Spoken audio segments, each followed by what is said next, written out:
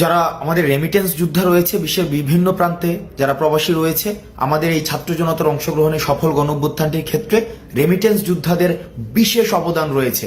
আমরা দেখেছি রেমিটেন্স যোদ্ধারা আমাদের সমন্বয়কদেরকে যখন বিভিন্ন আইনশৃঙ্খলা রক্ষাকারী বাহিনী ধরে নিয়ে যায়, তখন তারা স্বপ্রণোদিতভাবে রেমিটেন্স শাটডাউন কর্মসূচি পালন করে, যেটি ছাত্র জনতার, ছাত্র নাগরিকের অংশগ্রহণে গণঅভ্যুত্থানটি সফল করার ক্ষেত্রে বিশেষ ভূমিকা পালন করে। এই কয়েকদিনে আমরা দেখেছি যে বিভিন্ন প্রবাসী বা রেমিটেন্স যোদ্ধা আমাদের সাথে বিভিন্নভাবে যোগাযোগ করতে চেষ্টা করেছে এবং তারা তাদের বিভিন্ন দাবি আমাদের কাছে পৌঁছাতে চেষ্টা করেছে। আমরা প্রত্যেকটি দাবিকে বিশেষভাবে গুরুত্ব দিচ্ছি এবং বিশেষ করে কিছু দাবি আমাদের নজরে এসেছে। আমি এর মধ্যে কিছু দাবি নিয়ে কথা বলবো। এর মধ্যে প্রথম একটি দফা দাবি, যেটি আমাকে ব্যক্তিগতভাবে মানসিকভাবে বেশ তাড়িত করেছে, যেখানে তারা বলেছে বিদেশে যখন কোনো রেমিটেন্স যোদ্ধা মারা যায়, তার লাশটি যখন দেশে নিয়ে আসতে হয় তখন তাকে একটা ফি দিতে হয়।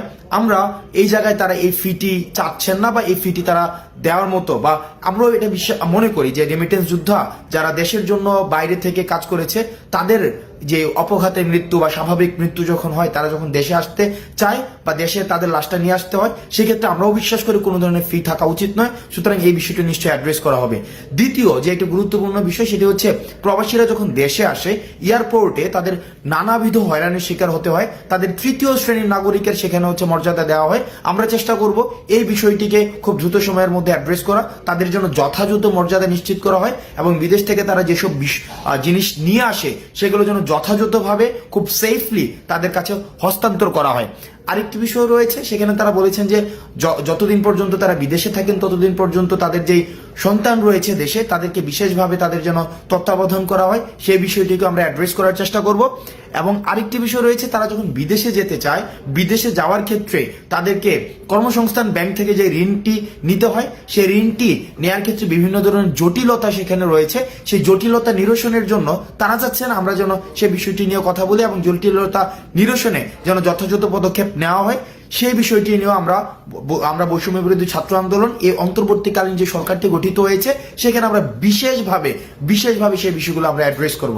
এখন বর্তমানে যারা রেমিটেন্স যোদ্ধা বিশ্বের বিভিন্ন প্রান্তে রয়েছেন, আমরা আহ্বান জানাবো আপনাদের কাছে, বাংলাদেশ যে অন্তর্বর্তীকালীন সরকার গঠিত হয়েছে, সেই সরকারের হাতকে শক্তিশালী করার জন্য এবং আমরা যেই বৈষম্যহীন বাংলাদেশের স্বপ্ন আমরা দেখেছি, সেই স্বপ্নকে প্রভাবিত করার জন্য, সেই স্বপ্নকে গতিশীল করার জন্য এবং সেই স্বপ্নকে বাস্তবায়ন করার জন্য আমরা বিশ্বাস করি রেমিটেন্স যোদ্ধাদের সহায়তা ছাড়া সেটি কখনোই সম্ভব না।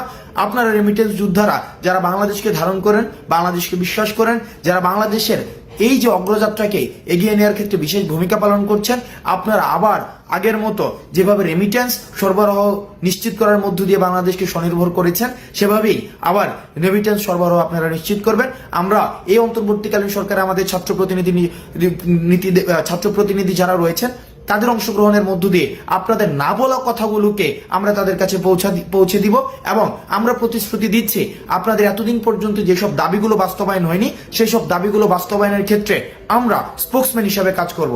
আপনারা বিশ্বের যে প্রান্তে থেকে বাংলাদেশকে প্রতিনিধিত্ব করছেন, আপনাদের সবাইকে সালাম জানাচ্ছি। সালাম আলাইকুম।